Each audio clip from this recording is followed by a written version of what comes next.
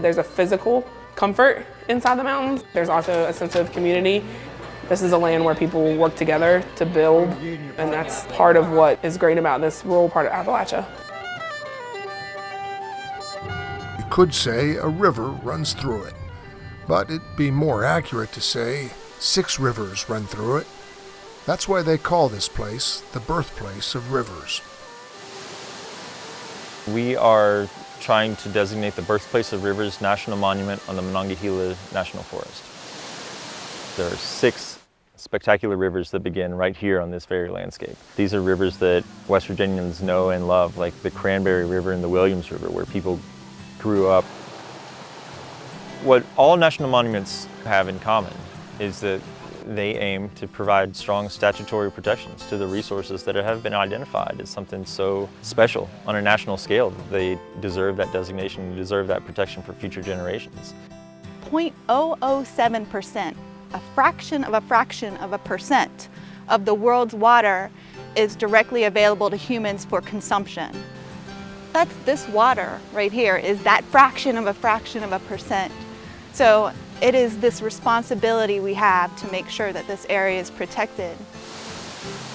Communities depend on these rivers and the quality of these rivers, not just here on this landscape. The headwaters in this region are so critical to water quality to all those who live downstream. I liken it to a newborn baby. Parents of a newborn are bestowed this responsibility upon them to care for and protect this very fragile, vulnerable being. And I think of headwaters that way.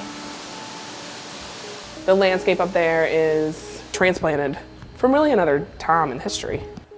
We talk about, being in the mountains, but then here in these little places that seem almost more tropical. Yeah, I think the forests around this part of the Monongahela, this part of West Virginia, they sort of have this, historic or even prehistoric feel to them. The stuff that you don't normally see in other parts of West Virginia, so it's really kind of special environment. One thing I didn't expect to find here was Canada. Well, not really Canada, but the Cranberry Glades is a unique ecosystem, a large bog not usually found this far south. Not a lot of people associate cranberries with the mountains of West Virginia, but it's one of those northern species that's found its way here to this super unique biodiversity hotspot. A lot of tourists that come through here have come back to revisit it every day. Almost every day you'll have somebody come into this building who was here 30 years ago with their grandmother, or came here and spent summers here, or is bringing their kids back to see where they grew up and spend their summer. So this is a lot of people's history. I want to make sure that my kids get a chance to experience exactly the same thing that I got to experience, and my great-great-great-great-grandchildren get to experience the same thing.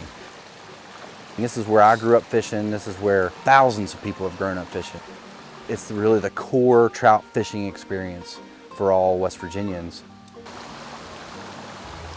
Aside from protecting the landscape and sort of providing those natural resource-based protections that we want the monument to achieve, there's also this whole economic story to be told about the benefits of this landscape to local communities. We're struggling, have been struggling historically. We have one of the lowest median incomes in the country. So to have a chance to diversify our economic base, to see our tourism industry grow in a way that honors the land and honors the water, it's a win-win situation. Let's build on our strengths, and tourism, natural beauty, clean water, healthy forests. These are our strengths. These are things that other counties and other states around us don't have the abundance of. And people look at this landscape and they know that it's already here and we already have this resource, and it's not something that we have to buy or invest a lot of money in. All we have to do is to say that yes to decision makers that we want this area to be permanently preserved, to say that this landscape that's in our own backyards here is so special that it should be on the map.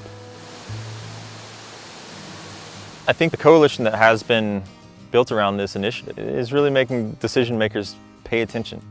Varying missions from different organizations that are kind of scattered and going different directions all the time, and everybody comes together on this common goal, and we all have something in common when it comes to something like this monument. We share a common interest in water. We are drawn toward water because it brings peace to us. It enhances our quality of life. We just enjoy all of its uses. The birthplace of rivers is very important to us.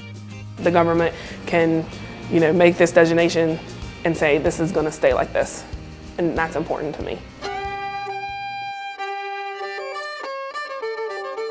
It's very important, I think, that people are able to experience what this part of the country has to offer. To be able to drive on the scenic highway and look both ways and just see ridges of green and woods this time of year. To feel that expansiveness. I think people will find that the communities in this area also understand the value and want to share that, because this is something that should be shared. If that's not a monument, I don't know what is.